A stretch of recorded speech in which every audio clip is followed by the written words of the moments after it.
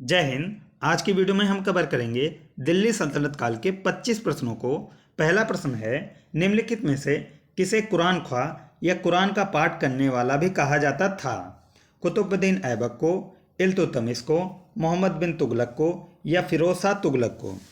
इसका right answer हो जाएगा option number A, Qutubuddin Aibak. Qutubuddin Aibak को कुरान ख्वां या कुरान का पाठ करने वाला भी कहा जाता था।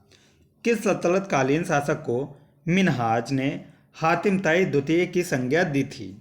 कुतुबुद्दीन ऐबक को, बलबन को, इल्तुतमिश को या इनमें से किसी को नहीं?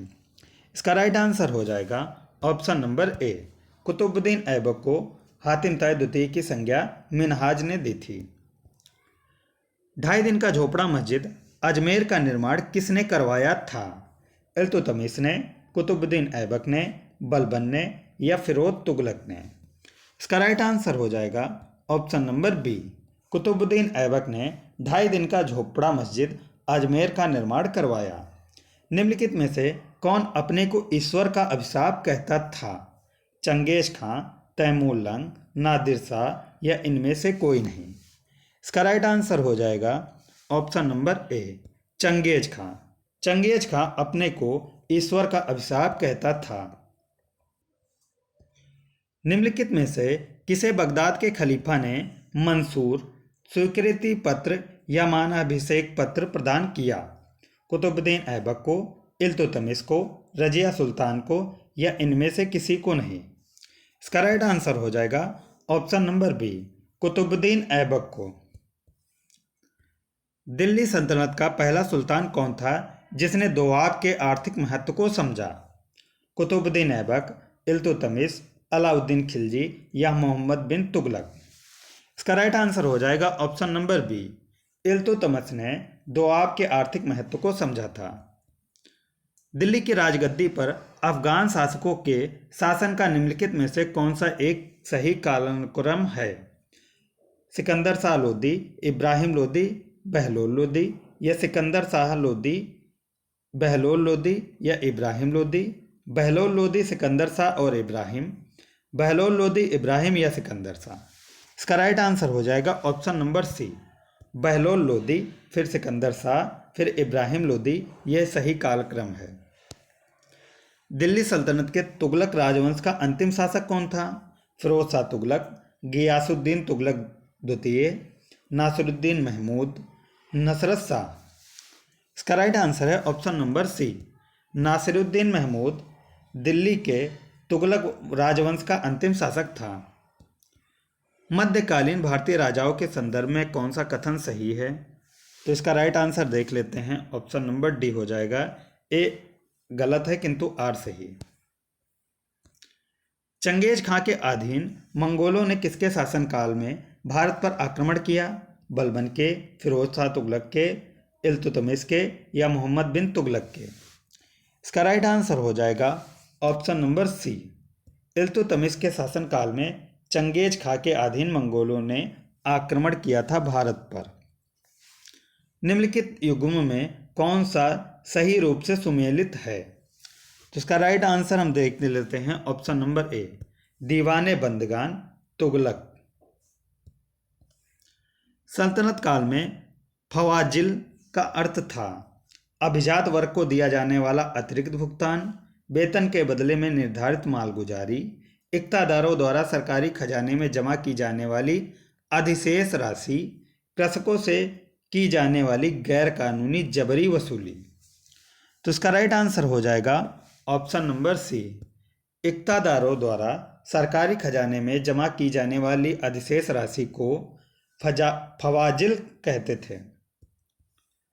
दिल्ली का सुल्तान जो भारत में नहरों के सबसे बड़े जाल का निर्माण करने के लिए प्रसिद्ध है वह था इल्तुतमिश, गयासुद्दीन तुगलक, फिरोज शाह तुगलक या सिकंदर लोदी?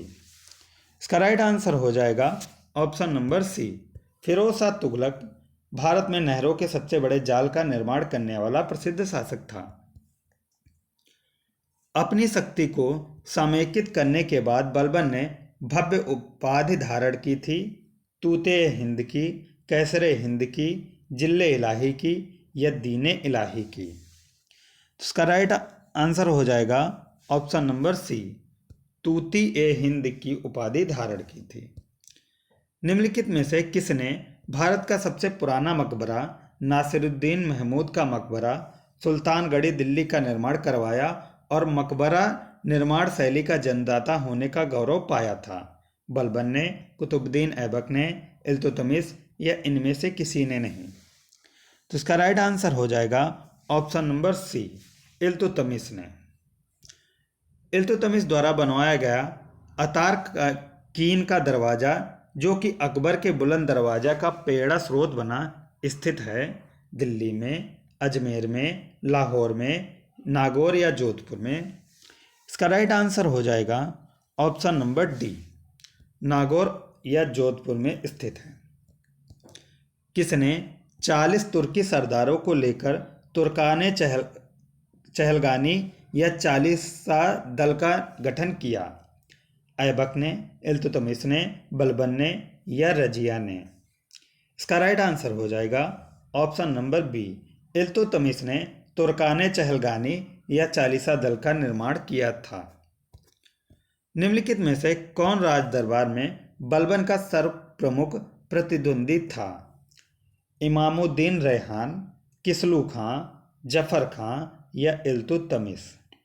इसका राइट आंसर है ऑप्शन नंबर ए, इमामुद्दीन रेहान बलबन का सर्वप्रमुख प्रतिद्वंदी था। निम्नलिखित में से किसने चहलगानी चालीसा दल का पूर्णतः सफाया कर दिया? बलबन ने, इल्तुतमिश ने, रजिया या अलाउद्दीन खिलजी ने? इसका राइट आंसर हो जाएगा ऑप्शन नंबर ए, बलबन ने चहलगानी या चालीसा दल का पूर्णतः सफाया कर दिया था। किसके राज्यकाल में लखनौती बंगाल की राजधानी में तुगरिल खां का विद्रोह और दमन हुआ? इल्तुतमिश, बलबन, अलाउद्दीन खिलजी या इनमें से कोई नहीं? इसका राइट आंसर हो जाएगा ऑप्शन नंबर बी, बलबन ने। बलबन ने वित्त विभाग दीवाने विजारत से अलग कर एक पृथक संस्था के रूप में सैन्य विभाग दीवाने आरिज या अर्ज की स्थापना, जिसका उद्देश्य था आंतरिक विद्रोहों का दमन करना, मंगोल आक्रमणों को रोकना। ए और बी दोनों, ना ही ए और ना ही बी। तो यहाँ पर हमारा राइट आंसर हो जाएगा ऑप्शन नंबर ए और बी दोनों, आंतरिक विद्रोहों का दमन करना और मंगोलों के आक्रमण को रोकना। किसने राज दरबार में सिजदा, घुटनों पर बैठकर शीश नवाना एवं पाबोस, पांव को चूमना की परिपाटी चलाई? इल्तुतमिश ने, बलबन ने, अलाउद्दीन खिलजी ने या मोहम्मद बिन तुगलक ने? इसका राइट आंसर है ऑप्शन नंबर बी, बलबन ने सिजदा तथा पाबोस की प्रथा चलाई थी। बलबन ने अपने कुलीन साबित करने के लिए शाहनामा में वर्णित किस प्रसिद्ध तुर्की योद्धा का वंशज होने का दावा किया? अफरसियाब, अमीर हमजा, तैमूर या इनमें से कोई नहीं? इसका राइट आंसर है ऑप्शन नंबर ए, अफरसियाब के वंशज होने का दावा किया था। ये थी हमारी आज की वीडियो। अगली वीडियो में हम 25 प्रश्नों को कवर करेंगे।